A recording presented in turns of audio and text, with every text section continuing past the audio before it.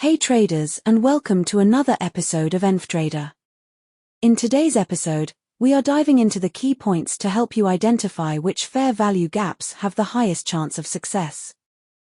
The fair value gap is one of the most powerful concepts in trading. Trading without the skill to identify proper and high-quality fair value gaps can be extremely risky. To begin, we first need to discuss what a fair value gap actually is. We can have bullish fair value gaps and bearish fair value gaps. You first need to identify a 3-candle sequence, then look for a large candle between two smaller candles where the high of the first candle and the low of the third candle do not overlap with the middle candle. The gap between the high of the first candle and the low of the third candle is called the fair value gap. FVG formed within a 3-candle sequence are easily noticeable on the chart. A fair value gap occurs when the price moves up or down significantly, creating a large candle. For instance, the price surged upward rapidly, forming this enormous green candle. The price increased so quickly that it didn't allow sellers enough time to counteract the movement, resulting in an imbalance in the market. Naturally, sellers will want to retest this zone. You can mark a fair value gap by simply marking the candle's top wick before the big move to the candle's lower wick after the big move. This zone is the fair value gap itself. If you look at your chart, you will see these gaps everywhere.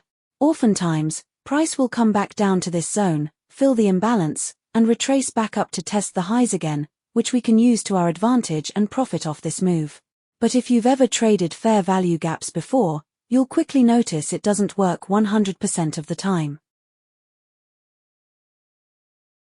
Okay, what makes a fair value gap valid? You might think that every gap between 3 candles is FVG. But that's not really the case. If we consider the distance between 3 candles as a gap, the price should continue to move in the same direction as the gap after entering that zone. However, most of the time, this doesn't.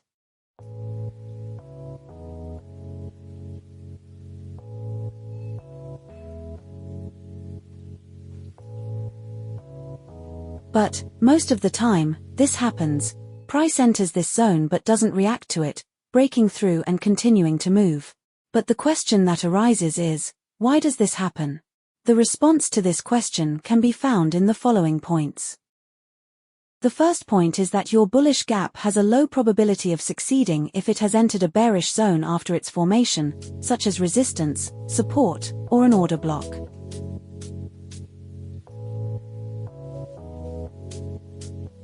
In these cases, you should give more weight to the possibility that the market will come down and close this gap.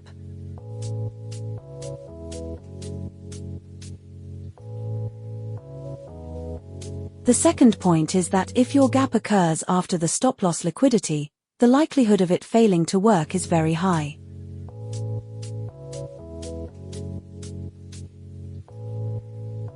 The third point is that your gap should not have formed at a significant level.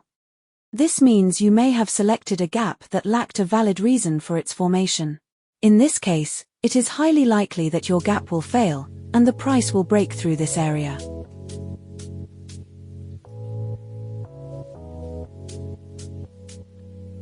If a gap has formed at an important point, you can trust it and make use of it.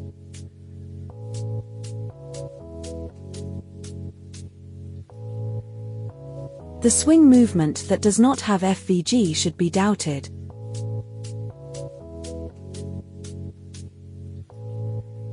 The last point is that you see the training but don't leave a comment.